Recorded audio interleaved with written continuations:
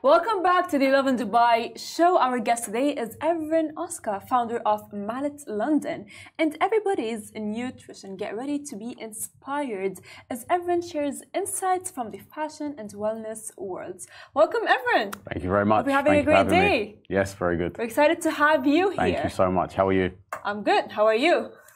So, I have a lot of questions for you. Of course, I love nutrition myself. So, if you can share the inspiration behind launching the premium supplement brand, Everybody's Nutrition. So, it's kind of like it's kind of funny story. I kind of got into like sports and running by accident. So, before my lifestyle was kind of a little bit different. So, I was kind of like overweight, smoking a lot, drinking a lot. And I kind of got myself into a place where my mental and physical health was at an all-time low, basically. So I had to kind of get myself out of that. And the way I done that was by picking something I didn't like to do, which for me, it was running. I hate running. So I said, you know what, I'm going to run. So I started running and eventually by accident ended up getting into ultra running. And then, yeah, it just kind of went on from there. So the way the idea come about was like, how do I make some premium supplements at some affordable prices? And yeah, it's just been a journey since then. That's amazing because honestly, me myself, I love working out. So if you can share with us your weight loss and cigarette addiction journey and what motivated you to take the step for growth? What was the breaking point? So for me, since a young age, I've always wanted to be in business. So I was like totally focused on that. And I was quite successful at a young age when I was like 25, 26. And I noticed that I was expecting to be fulfilled once I was successful, but that kind of didn't come. So I just fell into the habits of like eating too much and drinking too much, smoking. And I think ultimately it was having kids. I think, you know, if it was to do with myself, I wouldn't have been able to do it. But I think for my kids, I kind of made the change because, you know, if you're like overweight and you're unhealthy, not just physically, but mentally as well. Sure. You know, it's one thing affecting yourself, but when you're affecting other people, it's kind of like, you know, you have a responsibility at the end of the day. So, yeah, I think if it wasn't for them, I wouldn't have been able to do it. But yeah, I've done it now and I haven't looked back. This was about 3 years ago that this happened. Yeah.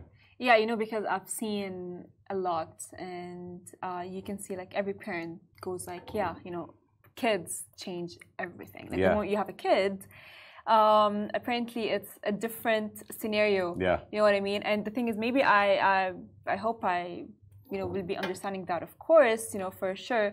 But like, it's just like amazing. And just like the fact that you literally just like changed all of that. So I would ask you, what motivated you to attempt the fastest crossing of the UAE on foot? Yeah. Covering approximately 650 kilometers and through all seven Emirates. Yeah. So I'm going to be attempting this on March the 5th. So yeah, I've been training for that for like a long time. So I've always been kind of pushing the boundaries. So when I got into running, like the furthest I'd ever run was like 3 miles, which is about 5 kilometers. So when I wanted to kind of change and like do my journey and, you know, get off of the cigarettes and alcohol, it was like, right, how am I going to do this? So I was looking for like races to kind of get me motivated and inspired. But because of COVID, everything was cancelled. But the only thing I could find was this trail race, this 160-kilometer race. And I never even heard of this. I didn't know people could even do that. I didn't know that was possible for a person to do. But I had no choice and I had to change for my kids. So I kind of like got backed into a corner. So I was like, okay, I'm going to do this. 4 weeks later, I went to the race. Cut a long story short, 28 hours later, I finished the race.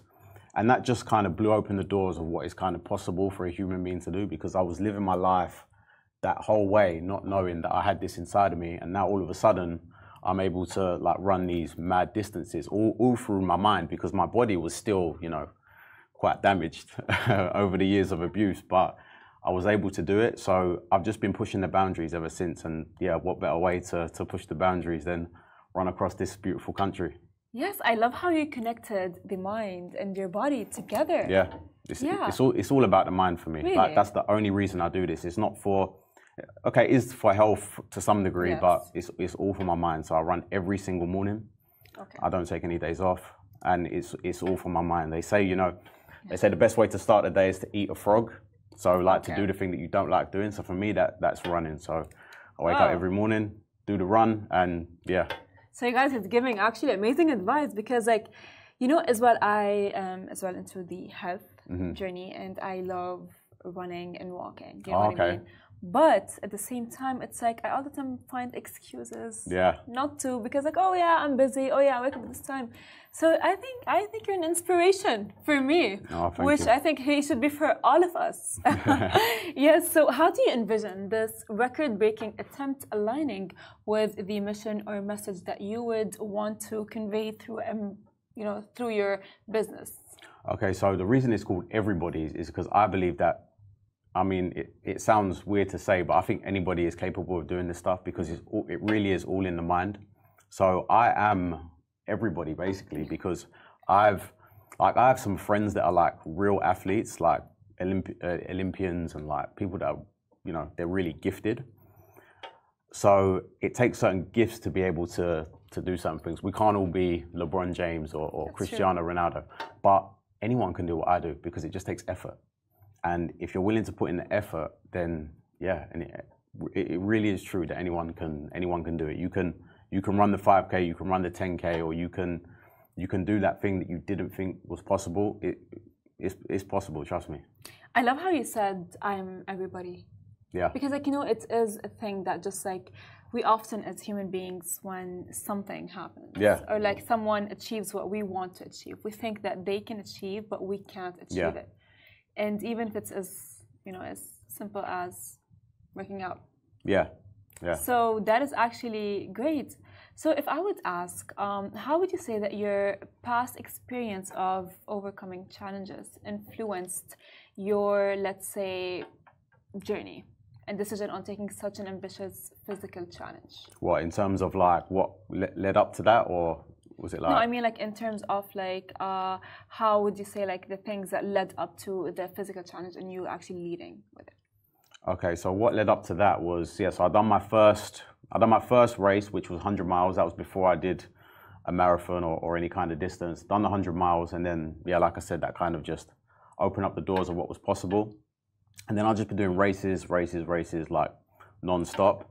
And then actually in July, I did my first triathlon, which was the Ultraman in Canada. So that's a 10K swim, 420K bike, and a double marathon. So it's quite a long triathlon. And yeah, the way that come about is I saw it on social media. I saw that someone had complete this race, and at the time I didn't even have a bike. Like I didn't know how to swim, didn't have a bike, but I said no, I'm going to this race and I'm going to complete it. So that was in January, and then the race was in July. Would you say your past experiences affected the whole change that has occurred in you?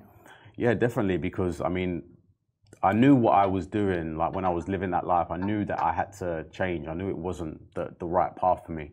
But from when I realized that to when I actually changed, it was a dark period of like, I want to change, but I can't kind of thing. So yeah, I just had to put myself in a situation where I had like no way out, no excuses.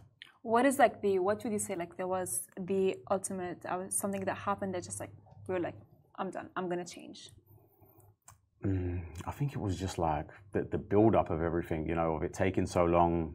And yeah, I think the moment that I realized it was going to affect the relationship I have with my kids, that was the moment where I said, okay, no, I'm not going to allow this to happen, because my father was a drinker, his dad before him was a drinker, and it kind of like got passed down.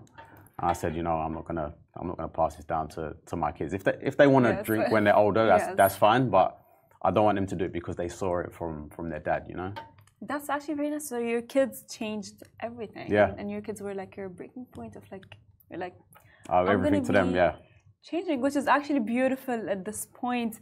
So what is like, how would you, let's say, inspire others who, let's say, want to go into a healthier journey, whether it's mentally, physically, right? Yeah. And they are finding a hard time. What is one advice you would give it to them? I would say just start small. And I think recognize as well that it's for your mind as much as it is for your body. I mean, nowadays with like social media and phones and all the rest of it, we don't really get a lot of time to think. So the moment I wake up, when my kids wake up, the day starts and it's 100 miles an hour. So it's getting them ready, taking them to school and all the rest of it. I have like a driver and stuff, but I like to take them myself. So I take them and then phones start ringing, emails and this and that. There's not really much time in the day where we can sit down and like reflect on what has happened. Okay, this event has happened in my life or in the world. How does this affect me? How does this affect my business? How does this affect my family? So that time that you give yourself in the morning of just going for a walk or going for a run, going for a swim or whatever it happens to be, or lifting weights, that ultimately just gives you time to think. Like, don't listen to music, don't put anything on. Just take some time, think, and you'll be amazed at what kind of ideas come and what kind of like reflection period that you have. That's amazing. Well, thank you so much for giving us all of these insights.